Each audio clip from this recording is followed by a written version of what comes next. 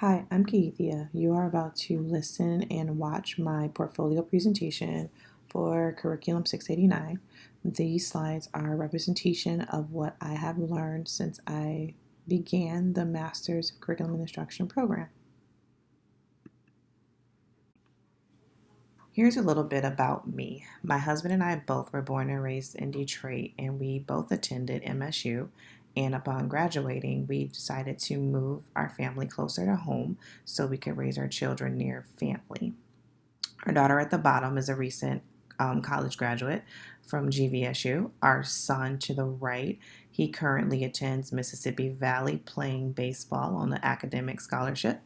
Our son to the left is currently an eighth grader, and he has aspirations of playing basketball for college. Our daughter at the top is the current Michigan State gymnastics champion for her age level. So, although we both are very busy in our careers, we are also very busy parents and extremely proud of our children.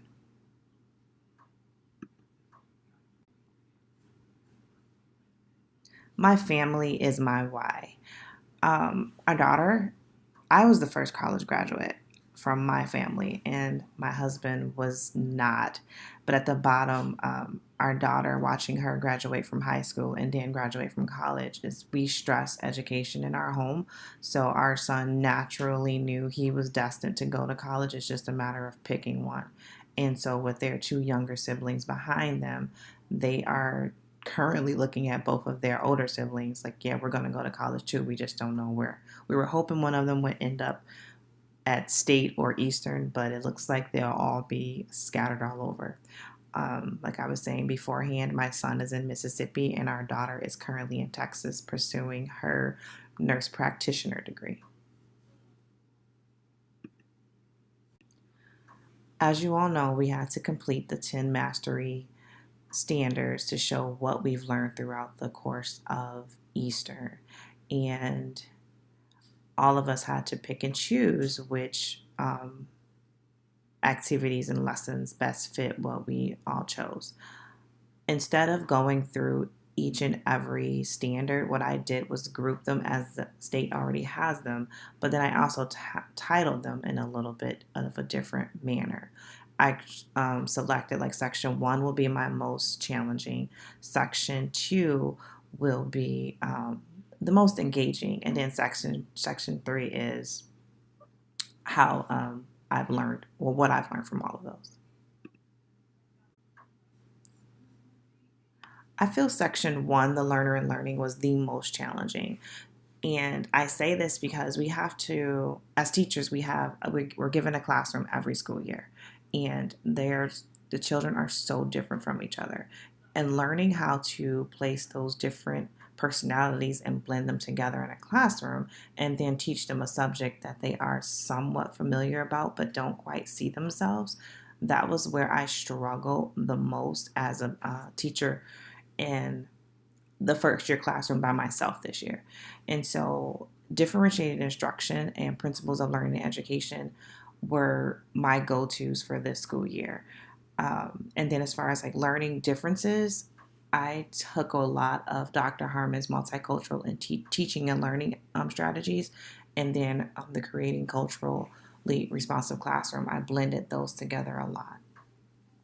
And then, as far as like creating learning environments, the principles from education research and establishing a positive classroom, those two courses were completely beneficial. Although they were challenging, they were definitely very beneficial. The multicultural teaching and learning as well came into blending in with those environments. An activity for this section that I wanted to stress was the learning. Section two, so the content knowledge and the content application. For me, these were the most engaging courses, especially the establishing a positive classroom where we had to all create a rap. I think I talked with a lot of you, and we all felt that creating a rap and establishing a positive classroom was the most engaging activity. I've actually played that rap for my students, and they definitely teased me about it because they thought it was super cool to hear a teacher attempt to rap over the lyrics of a major rap artist. a link to that wrap will be placed underneath the slideshow. As far as applying what we've learned, I definitely use principles of educational research and then the extra course I took with writing up best practices with Dr. Harder just to get some extra skills on finding what works best for my classroom. And then multicultural teaching and learning, of course, was used quite a bit to show how I used content knowledge and then used it also to show how I applied it in my classroom.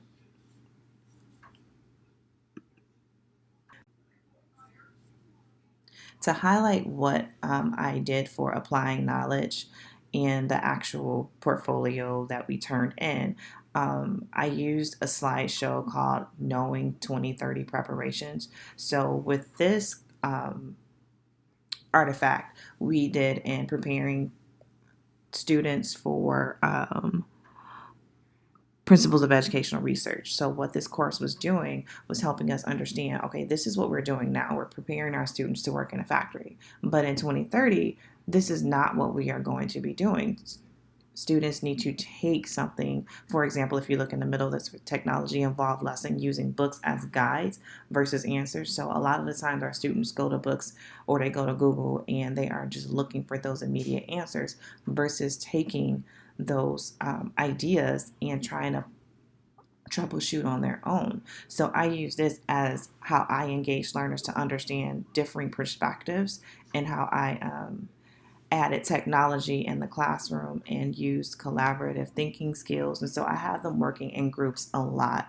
And I also have a set of Chromebooks that I also use to help them grasp those soft skills that we talk about, which is like just basic keyboarding, basic Google searches, not necessarily looking for answers, but trying to solve problems by doing research on their own versus opening up a textbook and the answer is right there. So this type of intentional learning in me prepares students better for the 2030 school year, and it also is a guide to how I prepare, how I use what I know or have learned from Eastern's courses to better prepare my students and have a more engaging classroom, because just sitting here opening and reading from a textbook, that's not enjoyable. That's not preparing them for a future. It's preparing rote learners. And what we've learned from Eastern is we don't want rote learners. We would like for some people to think outside the box, have those extra skills that are required for businesses to go that extra mile, looking at your classmate or your team to search for the why and the how versus, oh, the book said this or the book said that. So applying knowledge is definitely a skill that I highlighted as, again, something that is to me the most useful.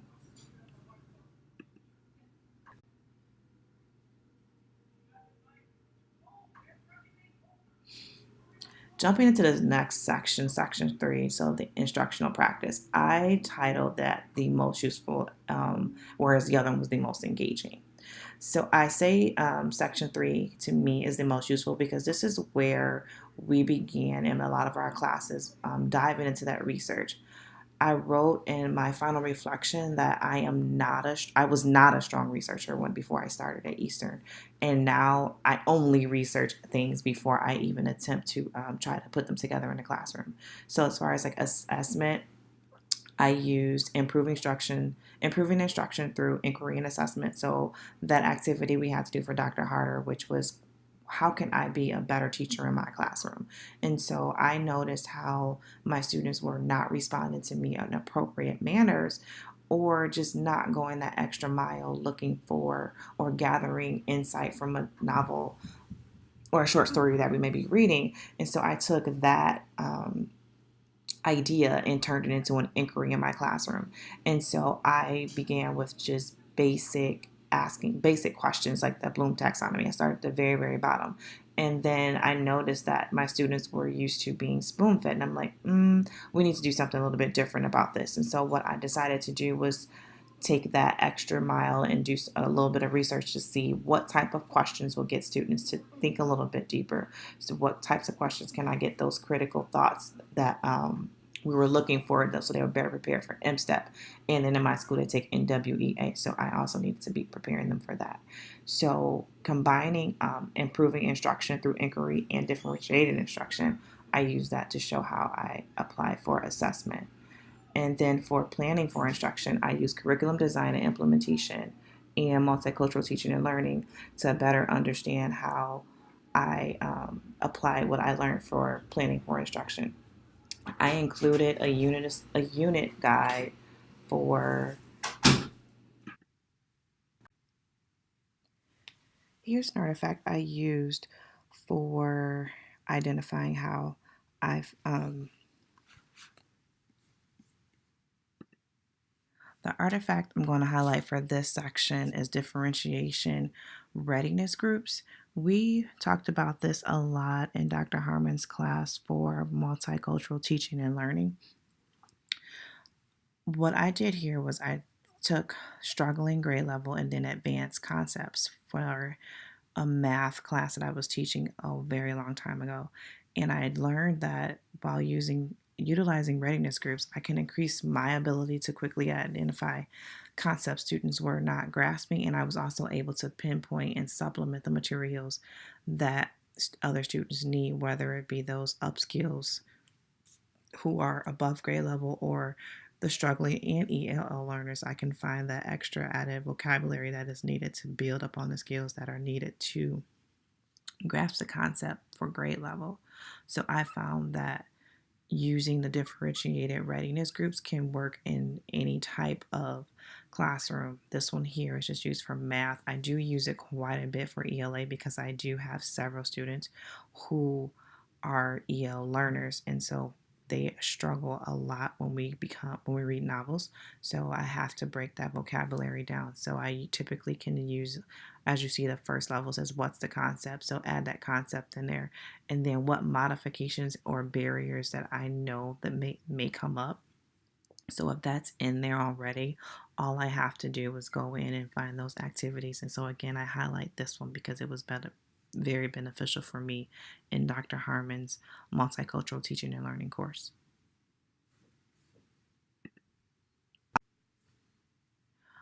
So this last section, professional responsibility. So our professional learning, ethical practices, and leadership and collaboration. Really, all the courses that we've taken have some sort of professional responsibility. We have to make sure our students are learning. We have to make sure we are building culturally safe classrooms. We have to make sure we're taking that extra added step to be some sort of a leader in the building. And for myself, as a first year teacher, I kind of just stepped back and the first part of the school year and was just letting things happen as they happen. But as I began finishing out the courses for the program that we're currently in with Dr. Harder, curriculum 689, I started taking a little bit more of a leadership role with my team and making sure I am making my voice heard when I see the things that I don't like in the classroom. So it's you learning how to work with a team of people for me was a little bit difficult this year coming from a different building and then jumping into an environment where you are the only minority and person in the building, but your student population is the direct opposite. So it was a little bit of a learning curve. Definitely some ethical practices plays such a huge role in the building that I'm in. So I would say all the courses that I've taken have definitely prepared me for the position that I'm in right now. And highlighting some artifacts that I've placed in the portfolio that we turned in by hand was the neighborhood inventory that we did for educational leadership, where we had to look for partners for school districts. And I actually went up to Kumon, who's very, very, very known in our area, but of course they are a for-profit business, but they were willing to donate some of their tutoring time, but they would have to come over to the school versus the school coming and use the building. And in turn, we had to of course, let them place flyers in the building and hopefully get a few parents here or there to sign up. So, I mean, it was a give and take on that partnership, but it was still something that they were willing to try. But given how it was a charter school and how it's ran, the stakeholders did not want to sign a partnership with a for-profit business. They wanted them to do it all pro bono or pretty much for free, and everybody's in business, so they can't solely give the school tutoring and lose out on their own business. So unfortunately, that partnership did not work out, but they were willing to decrease some of the amounts that they were charging families. So that educational leadership class was definitely beneficial for me, learning how to go out and talk to people or businesses that are in the neighborhoods of our schools to build some of these partnerships.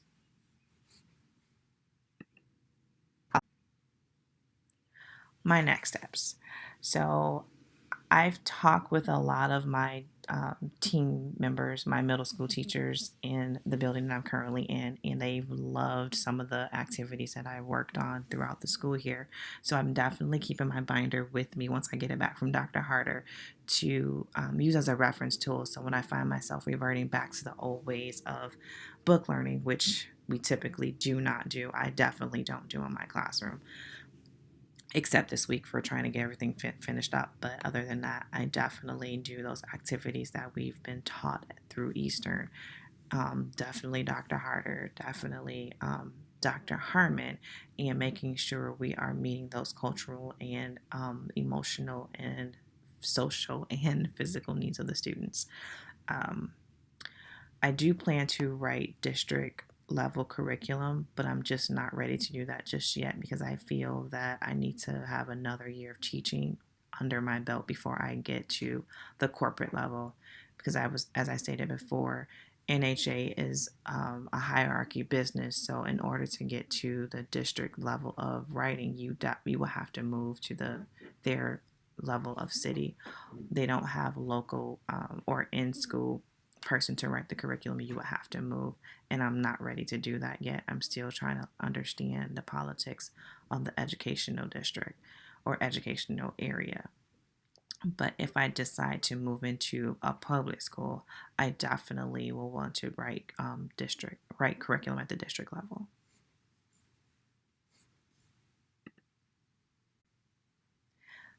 Thank you for watching my video and listening to the things that I have had to say, and congratulations to the rest of you seniors.